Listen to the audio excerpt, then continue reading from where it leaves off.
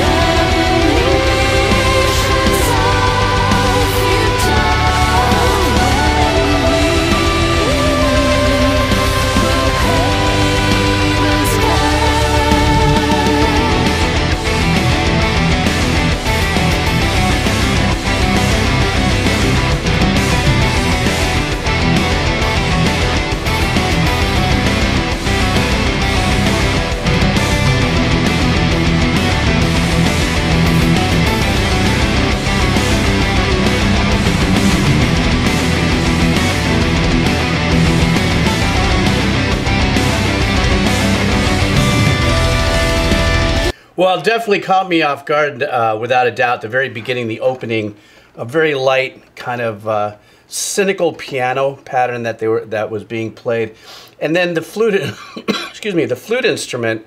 Because I don't know, but dare I say that is a keyboard module that's playing kind of a flute sound there. And if it's not, forgive me, I don't know. And I'm sure you'll tell me if it is real. The meandering melody that just kind of gets you into this glide, kind of slowly lets you through the ethereal front door of what might be coming. What I loved about that flute passage, though, is that there was a nice little harmony that after it's maybe the first 4 bars, the last 4 bars, you had this harmony that kind of came in below the melody. That set up really nice, and all of a sudden they just boom and they hit us. And what was really unique for me is they came in really hitting really hard, really dark, heavy, growling voice, then really pull back in that intensity, introducing more of the mellow theatrical style voices and melodies that's coming there. But it had is that what they call the blast beat? I'm still not sure if I understand what that is. But they have that, and it kind of was like, it definitely, I believe that it was put in that way to really cause a lot of kind of uncomfort. Not that I felt uncomfortable that it doesn't work musically, but while you had this nice pattern that they'd already established and stuff and the arrangements are going, you had this blast beat going in there, and it felt like there was a lot of, the drill there was to really get you into anxiety. Then they glide out of that. We get into, more of a, ooh, okay, we're going to settle into an arrangement and stuff. And as we plow forward, this last section even kind of spread out a little more and gave me a little more ease when they got into their riff. And the riff, for a second, I thought they were playing with, shifting rhythmical arrangements with the guitars based on the 4/4, but it was the emphasis on, certain notes on the riff that gave it that vibe that it really dug. Thus far, it's got a very unique mix to this as well. And what I mean by that is it's not a super bold, grandioso kind of vibe. It's really kind of nice and tight in the pocket. So I'm sure as I go on, I didn't realize it was a 7-minute song, so I'm going to stop talking now. I'll probably hear a lot more, and I'll break down a little more in a little bit. Stand by. Here we go. Get my theme. Okay.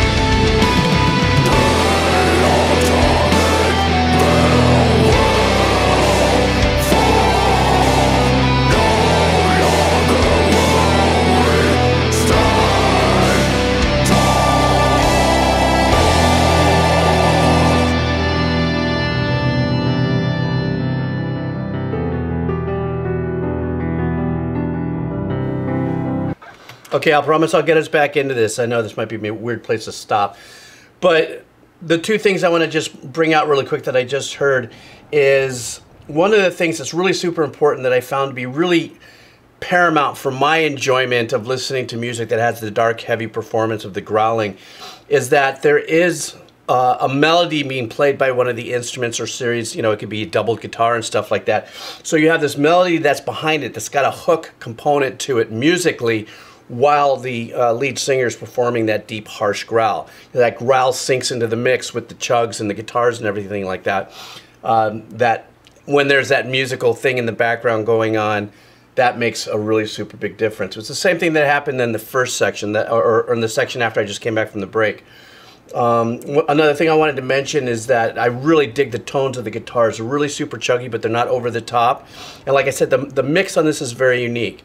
So it's giving me a different way of listening to a track like this than I would other tracks that are this powerful in ambient metal style musically. I also love that there's that piano melody or that keyboard melody in the first half when I first came back in, that also very paramount. They let us rinse in that for a while. It repeated itself for a lot longer than I thought it would have to get us into the glide of that melody.